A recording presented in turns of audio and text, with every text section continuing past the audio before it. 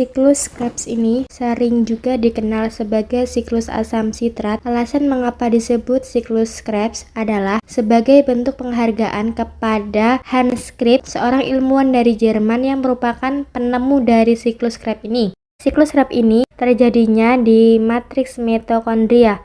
Nah, bagaimanakah prosesnya? Secara singkat, penjelasan tentang siklus Krebs ini terdiri dari 8 tahapan. Mari kita mulai. Pada tahap yang pertama, asetil-CoA yang memiliki 2 atom karbon merupakan hasil dari dekarboksilasi oksidatif. Akan mengalami kondensasi bersama dengan senyawa oksaloasetat yang memiliki 4 atom karbon, sehingga antara gugus AC yang oksaloasetat membentuk ikatan menjadi senyawa karbon 6 yang dikenal sebagai sitrat atau asam sitrat. Karena asam sitrat ini merupakan senyawa yang terbentuk pada tahap pertama siklus ini, dikenal sebagai siklus asam sitrat. Pada saat pembentukan asam sitrat ini, CoA akan dilepaskan sehingga sitrat tidak koenzim. Yang berperan pada tahap yang pertama ini adalah sitrat sintesis. Selanjutnya merupakan pada tahap yang kedua, sitrat akan mengalami perubahan menjadi isocitrat yang masih memiliki karbon 6 karena reaksi yang terjadi pada tahap ini hanya islamisasi atau pengubahan dari satu senyawa menjadi senyawa lain yang masih memiliki rumus senyawa yang sama. Nah, pada tahap ini terjadi 2 reaksi, yaitu pelepasan molekul air atau H2O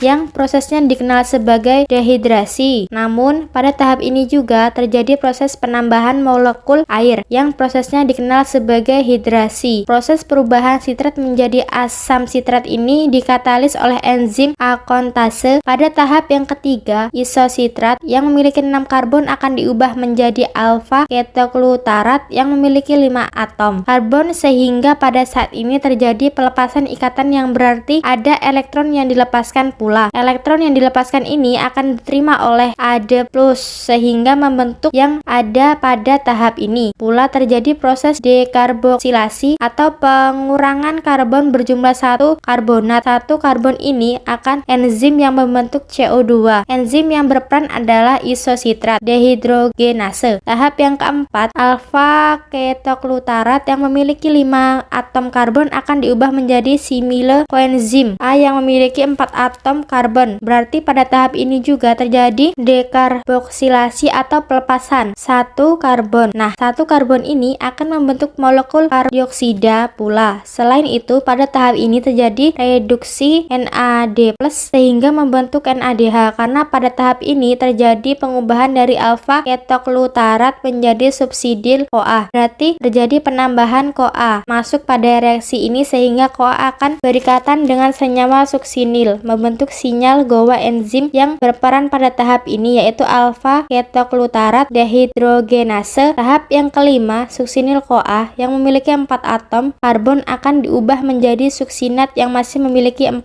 atom karbon. Pada tahap ini tidak ada pengurangan atom karbon seperti pada tahap sebelumnya. Tapi pada tahap ini terdapat beberapa reaksi, yaitu fosfat anorganik atau PEI akan berperan pada tahap ini sebagai pemutus ikatan koenzim A yang terdapat pada subsinil, sehingga pada saat bunyi HO akan dilepaskan dan fosfat inorganik akan berikatan dengan GDP membentuk BTP. Namun pada beberapa sel fosfat yang telah membentuk BTP akan ditransfer lagi ke ADB sehingga membentuk BTP, akan ditransfer lagi ke ADB sehingga membentuk ATP, baik GTP ataupun ATP. Keduanya memiliki energi yang setara. Enzim yang berperan dalam tahap ini adalah suksinil koasitase. Tahap yang keenam, yaitu subsilat yang memiliki tempat atom karbon akan diubah menjadi kumarat yang memiliki tempat atom karbon pula.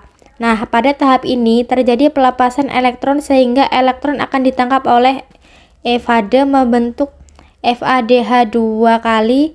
Enzim yang berperan untuk mengkatalasi senyawa suksinat menjadi umar adalah suksinat dehidrogenase. Tahap yang ketujuh, terjadi pengubahan kumarat menjadi malat. Enzim yang berperan pada tahap ini adalah fumarase. Pada tahap ini terjadi penambahan air atau H2O yang berproses dikenal sebagai hidrasi.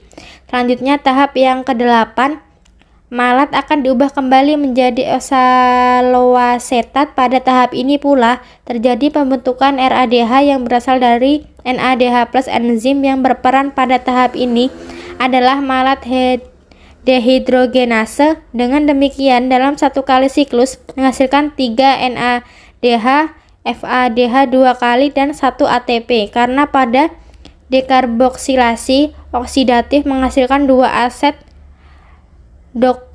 DOCOA, berarti pada siklus Krebs ini menghasilkan 6 NADH, 2 FADH 2 kali, dan 2 ATP. Nah, itulah materi tentang siklus Krebs.